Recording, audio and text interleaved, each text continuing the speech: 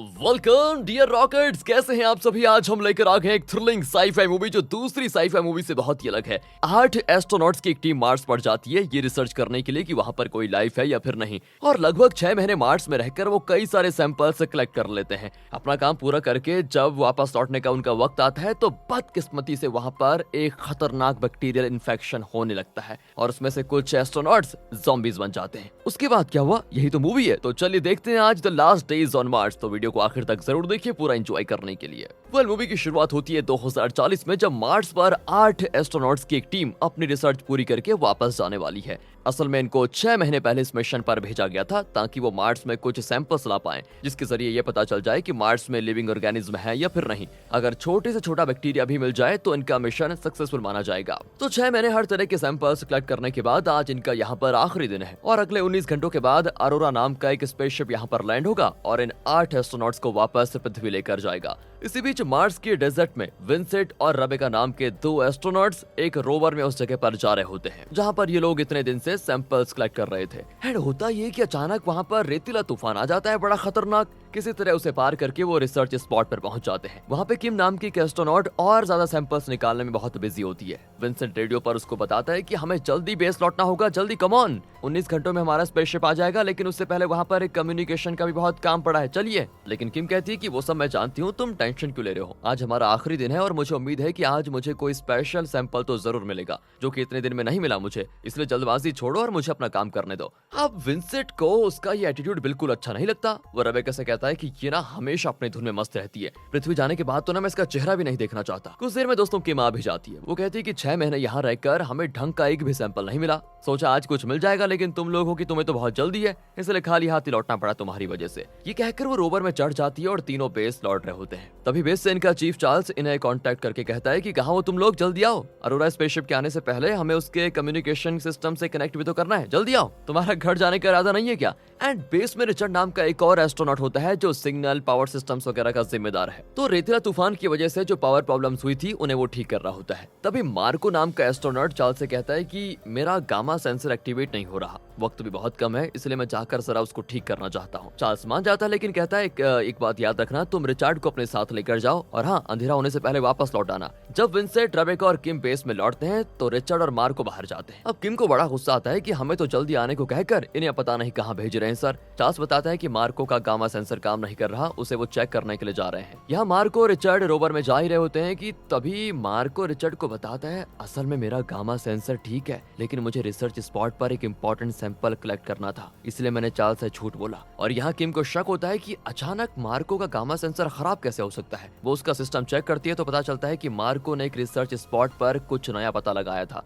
असल में research spot पर पत्थरों के बीच कुछ छेद दिखते हैं जिनके बीच बैक्टीरिया जैसा कुछ दिखता है। रेबेका तो समझ जाती है कि मार्को ने वहां पर कुछ नया डिस्कवर किया है, लेकिन वो बाकियों को इस बारे में नहीं बताना चाहता और खुद इसका पूरा श्रेय लेना चाहता है, इसलिए वो झूठ बोलकर रिसर्च स्पॉट पर गया है। और जब ये बात वो चार्ल्स को बताती है ना, तो वो और गुस्सा हो जाता है कि मार्को ने मुझसे अच्छा ये बात छुपाई और वो झूठ बोलकर रिसर्च स्पॉट पर गया है। उसको इतना गुस्सा आता है कि वो तुरंत उनके रोवर को कांटेक्ट करता है, तो रोवर के अंदर सिर्फ रिचर्ड बैठा होता है। चार्ल्स उसे बहुत डांटता है कि मुझसे झूठ बोलकर जाने की तुम दोनों की हिम्मत कैसे हुई, लेकिन रिचर्ड कहता है कि सर सिग्नल में कोई प्रॉब्लम है, मैं आपको थोड़ी देर में कांटेक्ट करता हूँ, कहकर वो कट कर देता है। इसी बीच बाहर मार्को रिसर्च स्पॉट पर ड्रिल करके वहां से सोयल सैंपल निकाल रहा होता है। असल में वो चाहता है कि इस रिसर्च सैंपल को कलेक्ट करने का श्रेय सिर्फ उसे जाए, जैसा कि मैंने आपको पहले बताया, ना कि उसकी टीम को, इसलिए वो अकेला ये सब कुछ करना चाहता है। एंड उसको ये करते करते एक परफेक्ट सैंपल भी मिल जाता है, बड़ा खुश होता है वो। तभी अचानक जमीन फटती है और वो अंदर चला जाता है। रिचर्ड भी घबराकर उसके पास भागता है तो अंदर से धुआं ही धुआं निकलता है। अब रिचर्ड डर के मारे चार्ल्स को इन्फॉर्म कर देता है कि यहाँ पर कुछ तो गड़बड़ है। अब चार्ल्स और दूसरी एस्ट्रोनॉट जल्दी से स्पॉट पर पहुंच जाते हैं। चार्ल्स कहता है, इसीलिए मैंने मना किया था तुम दोनों को, पर तुम्हें तो अपनी मर्जी चलानी है ना।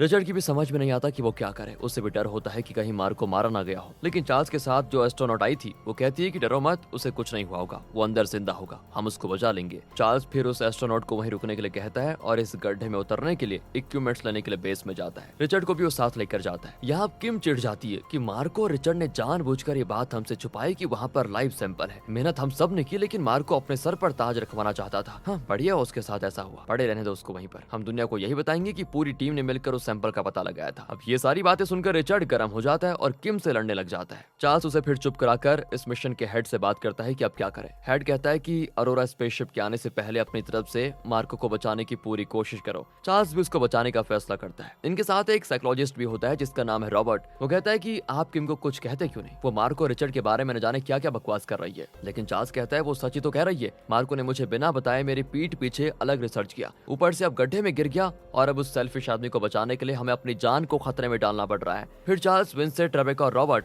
मार्को को रेस्क्यू करने उस रिसर्च स्पॉट की ओर निकलते हैं। वहाँ मार्को की सेफ्टी के लिए चार्ल्स जिस एस्ट्रोनॉट को छोड़कर आया था वो रोवर में बैठी होती है। तब उसे लगता है कि रोवर के अंदर कोई एंटर कर रहा है। वो तुरंत चार्ल्स को कांटेक्ट करने की कोशिश करती है, लेकिन रेतीले तूफान की वजह से सिग्नल कट हो जाता है एंड तब उस एस्ट्रोनॉट को कोई खींच कर लेकर जाता है। अब जैसे चार्ल्स की टीम उस रिसर्च स्पॉट पर पहुंचती है तो उस एस्ट्रोनॉट को न पाकर वो चौंक जाते हैं। उन्हें लगता है कि शायद वो मार्को को बचाने के लिए गड्ढे के अंदर गई होगी। अब इनसे ट्रोप वगैरह बांधकर पूरी तैयारी के साथ गड्ढे में उतरने लग जाता है। नीचे पत्थरों के बीच कोई बैक्टीरिया पनप रहा होता है। अब ये देखकर विंसेंट घबराने लगता है, लेकिन हिम्मत जुटाकर वो और गहराई में उतरता है। वो बहुत ही अजीब फील करता है और उसे कई विजन्स भी दिखते हैं। साथ ही साथ वो बहुत टेंस्ड भी हो जाता है और तभी अचानक उसे ऊपर खींच लिया जाता है। चार्ल्स पूछता है क्या तुमने किसी को देखा? विंसेंट कहता है कि वहाँ तो कोई भी नहीं था, पता नहीं वो दोनों कहाँ चले गए। तभी रॉबर्ट को वहाँ पर 2 जोड़ी शूज के निशान दिखते हैं जो मार्को और उस एस्ट्रोनॉट के थे। दोनों निशान बेस की ओर ही जाते हैं। अब इनकी समझ में नहीं आता कि जब रोवर यहाँ खड़ा है तो दोनों को पैदल जाने की क्या जरूरत थी। फिर वो बेस की ओर निकलते हैं और वहाँ भी इन्फॉर्म कर देते हैं। बेस में फिलहाल रिचर्ड और किम है। चार्ल्स की इन्फॉर्मेशन मिलते ही वो रडार पर चेक करते हैं तो पता चलता है कि बेस से 50 मीटर की दूरी पर कोई है जो बेस की ओर आ रहा है। ये देखकर तो रिचर्ड तुरंत जान जाता है कि वो मार्को ही है। उसका सूट भी डैमेज हो गया है, इसलिए मैं उसकी मदद करने के लिए जा रहा हूँ। ये कहकर वो जल्दी से दरवाजा खोलने जाता है।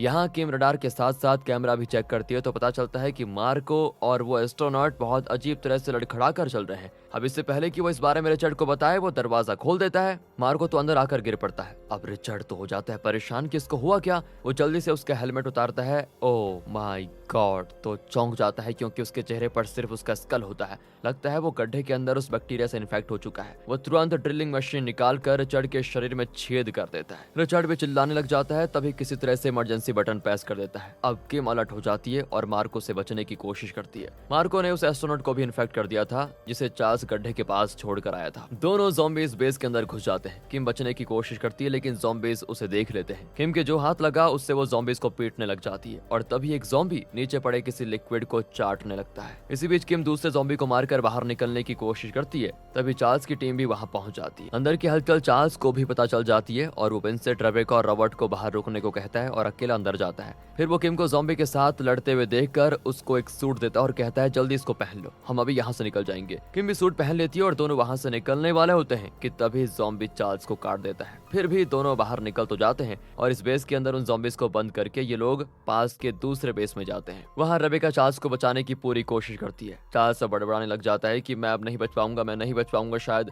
मेरे बाद मेरे परिवार का क्या होगा। वो इस तरह सेंटिमेंटल बातें करने लग जाता है। फिर रेबेका उसको दिलासा देती है कि देखो ऐसा कुछ नहीं होगा, सब ठीक हो जाएगा। तब रॉबर्ट भी उसे शांत करने की कोशिश करता है कि अचानक चार्ल्स रॉबर्ट पर ही झपटने लग जाता है। सभी मिलकर उसको कंट्रोल करते हैं। चार्ल्स कहता है कि अब हमें से कोई भी घर नहीं जा पाएगा, सब यहीं मारे जाएंगे। कहकर वो एकदम चुप हो जाता है। सभी सोचते हैं कि चार्ल्स मर गया, लेकिन किम समझदारी का काम करती है और चार्ल्स की बॉडी को टेबल से बांध देती है। क्योंकि चार्ल्स को ज़ॉम्बी ने काटा था तो जाहिर है कि काटने से वो भी ज़ॉम्बी बन सकता है। अब विंसेंट कहता है मैं बेस 1 में जाकर अरोरा स्पेसशिप को कांटेक्ट करता हूँ ताकि वो हमारी मदद के लिए कोई दूसरा इंतजाम करे। लेकिन बेस 1 में तो ज़ॉम्बीज है, बेस 2 से बेस 1 में जाने के लिए एक टनल है, लेकिन अगर ज़ॉम्बीज ने विंसेंट को देख लिया तो वो उसे भी इन्फेक्ट कर देंगे। विंसेंट लेकिन कैसे भी करके रिस्क लेकर टनल के अंदर जाता है। अब रेबेका चार्ल्स का ब्लड सैंपल निकालकर उसे टेस्ट करती है तो पता चलता है कि ये एक तरह का बैक्टीरिया उसके ब्लड में बहुत तेजी से मल्टीप्लाई कर रहा है। अब ये देख रेबेका चार्ल्स को एक एंटीबायोटिक इंजेक्शन लगाती है तो वो थोड़ा तड़पने लग जाता है। किम भी घबरा जाती है कि चार्ल्स को ये हुआ क्या, किस तरह का बैक्टीरिया है ये। लेकिन रेबेका कहती है कि चार्ल्स की बॉडी उस बैक्टीरिया से लड़ने की कोशिश कर रही है, इसीलिए ऐसा हो रहा है। वहाँ विंसेंट बेस 1 में पहुंच तो जाता है और बिना आवाज किए कंट्रोल रूम में जाकर अरोरा स्पेसशिप को सिग्नल भेजता है। लेकिन इससे पहले कि सिग्नल सेंड होता पावर ही कट हो जाती है। अब विंसेंट को पावर ठीक करना होगा और वो भी ज़ॉम्बी से बचकर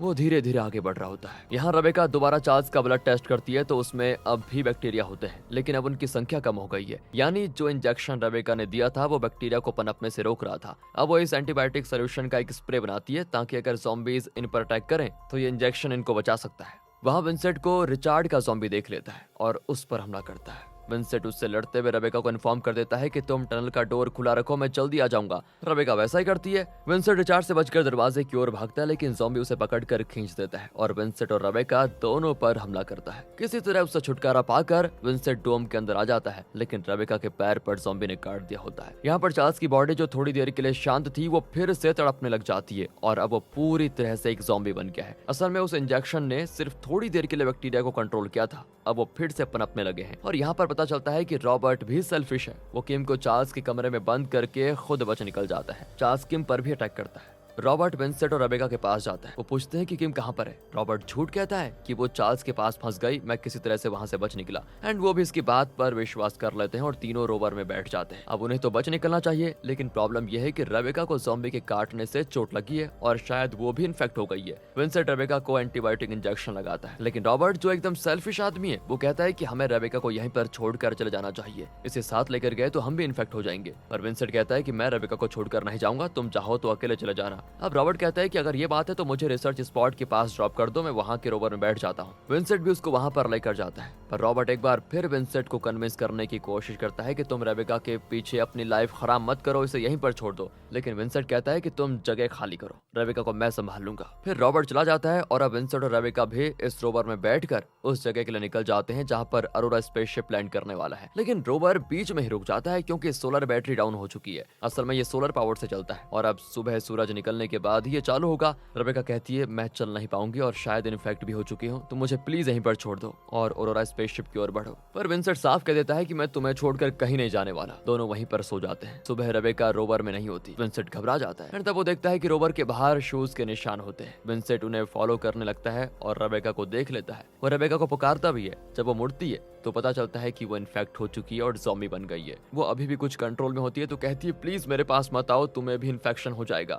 लेकिन विंसेंट उसकी बात नहीं सुनता और उसके पास जाने लग जाता है। विंसेंट को इन्फेक्शन से बचाने के लिए रेबेका को सिर्फ एक ही रास्ता सोचता है, वो अपना हेलमेट उतार देती है और इस वजह से वो सांस नहीं ले पाती और मर जाती। विंसेंट भी फूट फूट कर रोने लग जाता है। लेकिन कुछ ही देर में रेबेका ज़ॉम्बी बन जाती है और तभी वो कहती है कि इससे पहले कि मैं तुम्हें कुछ कर दूं प्लीज मुझे मार डालो। वो मौत की भीख मांगती है उससे और विंसेंट के पास अब कोई रास्ता नहीं होता। वो एक बड़ा पत्थर उसके सर पे मारकर उसे हमेशा के लिए खत्म कर देता है। इसी बीच अरोरा स्पेसशिप यहाँ पर लैंड होने वाला होता है। विंसेंट उन्हें सिग्नल करता है कि यहाँ मत आओ, ज़ॉम्बी इन्फेक्शन फैल रहा है, अगर लैंड कर भी दिया तो दरवाजे मत खोलना। लेकिन उन्हें तो कुछ पता ही नहीं चलता और वो लैंड कर देते हैं। उसमें से एस्ट्रोनॉट्स बाहर निकलते हैं। ज़ॉम्बीज तो जैसे इनका इंतजार ही कर रहे थे, वो इन पर झपट पड़ते हैं और सभी को मार डालते हैं। ज़ॉम्बी से छुपकर विंसेंट किसी तरह अरोरा स्पेसशिप में चढ़ जाता है। वो देखता है कि रॉबर्ट पहले से स्पेसशिप में चढ़ा हुआ है, लेकिन दोस्तों वो भी इन्फेक्ट हो चुका है। विंसेंट कहता है कि तुम रेबेका को स्पेसशिप में नहीं ले जाना चाहते थे क्योंकि वो इन्फेक्ट हो चुकी थी, राइट? सही सुना ना तुमने? और अब तुम भी ज़ॉम्बी बनने वाले हो तो चुपचाप उतर जाओ। पर वो नहीं मानता और दोनों के बीच यहाँ पर लड़ाई हो जाती है।